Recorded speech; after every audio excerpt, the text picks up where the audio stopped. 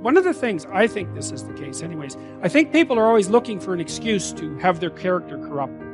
Because if your character is corrupted, then you get to lie, and you get to cheat, and you get to steal, and you get to betray, and you get to act resentfully, and you get to do nothing. And that's all easy. It's easier to lie than to tell the truth. It's easier to do nothing than to do something. So there's always part of you thinking, well, I need a justification for being useless and horrible, because that'd be a lot less work. So you've got to handle the negative. Here's what part of it is. It's called the Great War Between Good and Evil. Mr. Reynolds and I are working on a new book this year called The Great War Between Good and Evil. And there is a war on. The minute you were born, you got involved in the war between good and evil, between darkness and light, between negative and positive, between evil and good, between tyranny and democracy, between weeds and human activity. I mean, the war is on. So then what's necessary is a system in which the good side is always winning, but never is the winner. Where the evil side is always losing, but never is the loser. That's a very practical arrangement for a successful ongoing game which will keep everybody interested. And you must recognize then that this outgroup is your necessary enemy, whom you need. He keeps you on your toes. But you mustn't obliterate him. If you do, you're in a very dangerous state of affairs.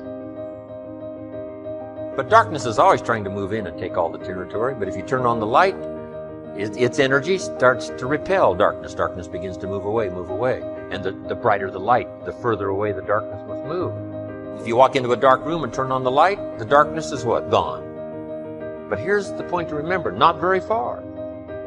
The darkness seems to be, yes, it's gone, but it's waiting for its chance.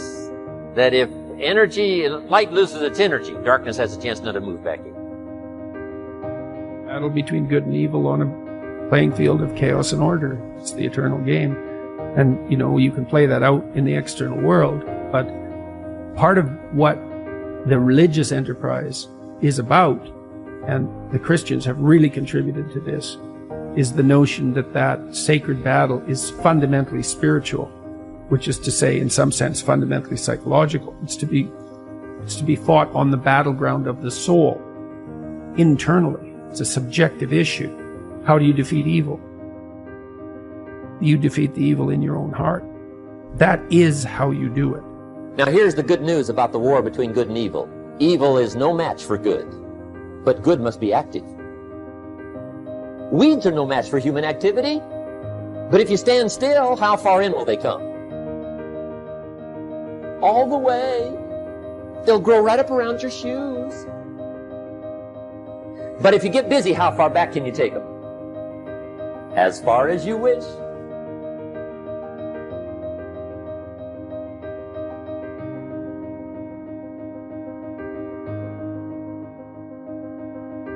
If you think that compassion makes you weak, you are wrong.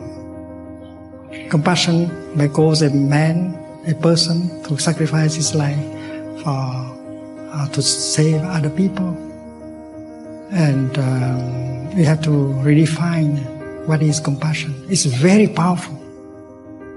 And we have to embody that kind of energy in our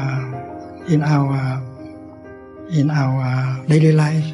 We have to re-educate people about this. We have to show what compassion can achieve. When someone is angry, he's being burned by the fire of anger. And if he knows how to practice compassion, anger will die down very quickly, and he looks much better, much more beautiful, much more attractive. And that is why we have to exemplify, embody that practice of compassion in order to persuade other people to do the same. Compassion helps us to sleep well. Compassion protects us better than guns and bombs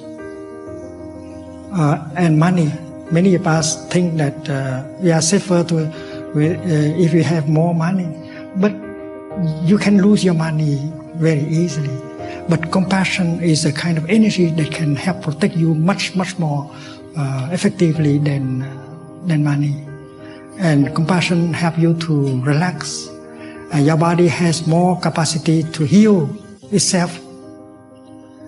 Compassion help you to be pleasant, to be loving, and you can restore communication with the other person easily if you have compassion in yourself.